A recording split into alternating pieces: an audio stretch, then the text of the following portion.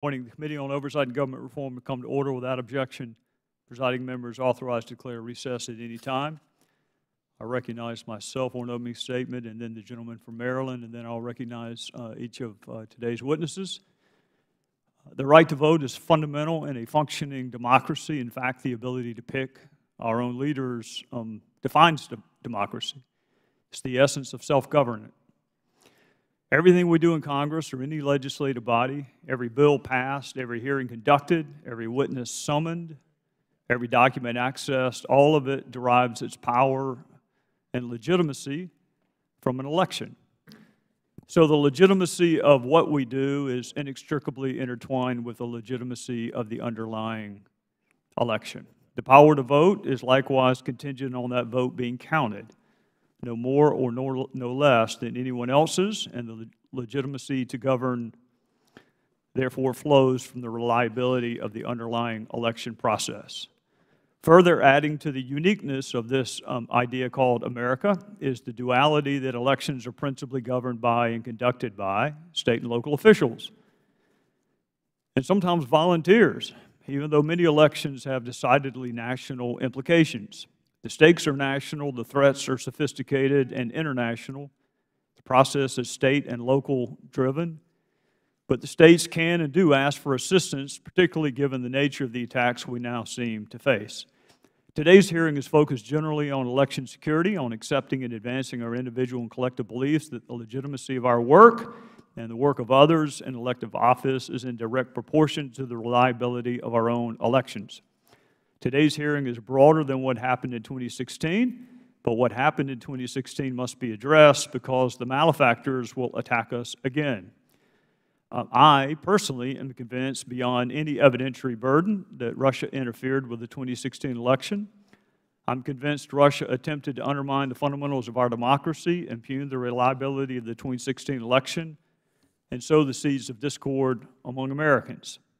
Our intelligence community, both past and present, concluded this, as did the House Intelligence Committee report, as I am quite certain will the Senate Intelligence Committee report, and equally importantly, as did our fellow Americans who served on the 2 grand juries which returned true bills.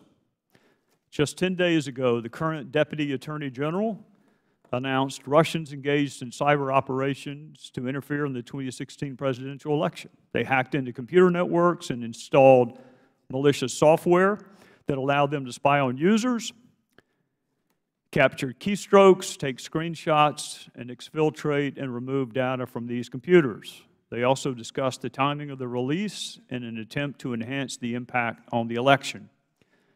This was not just his opinion, it was the consensus of average, everyday Americans who were called into service on what we call a grand jury.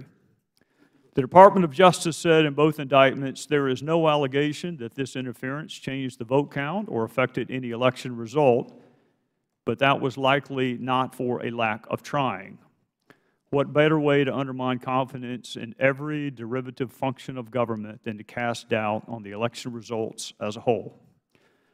Last week, many of us were in a skiff meeting with Inspector General Michael Horowitz. There were no cameras. It was just us and our colleagues from Judiciary. And my suspicion is all of us who were there left with a renewed understanding of what happened both in 2016 and even before that. We left even more fully cognizant that every election henceforth will be subject to attack, and therefore we must be prepared not as partisans, but as fellow citizens. Russia attacked many institutions in our country. Some were successfully attacked, like the DNC and the DCCC, but many others were targeted.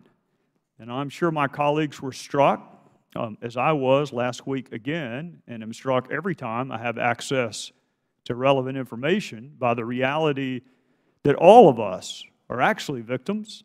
Some were impacted more than others, but the target was America, which is why those aforementioned indictments allege the United States of America versus. It's not a political party or a group or an individual. It is the United States of America versus. I am sure someone will correct me, as they are kind enough to do from time to time. I think it was none other than the Greek philosopher Solon who said, and I'll get this partially right, the place we want to live is a place where even those of us who are not victimized by crime, even those of us who are not injured, even those of us who are not aggrieved, feel the pain of the injustice just as if we were victims ourselves. 2016, it was one political party that was successfully accessed and the materials disseminated. Those who seek to do us harm will be back at it again in 2018, perhaps with a different target. So we must take every precaution to safeguard our electoral process. And we're here today to explore ways to ensure no vote count is ever affected and discuss how to protect our entire election process from start to finish. It is our responsibility to ensure no election is ever successfully interfered with.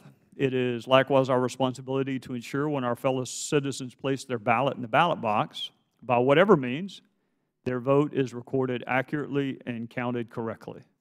There will be efforts to affect us. There will be attacks. There will be efforts to sow the seeds of discord and discontent, and there will be efforts to call into question the legitimacy of our electoral process. But Americans are uniquely good at coming together in the aftermath of a tragedy or a loss or an attack, or at least we used to be. It's one of the most endearing and unifying qualities. The challenge is, can we come together, even in an environment like the one we find ourselves in now, and repel the attack before it happens? Whether we win or lose, we need and want to have confidence every valid vote was counted and nothing interfered with the will of the American jury. Americans are free to quarrel about who should be elected. We will have a hard time sustaining this gift of self-governance that we have been given if we begin to quarrel about who actually was elected. With that, I would recognize the gentleman from Maryland.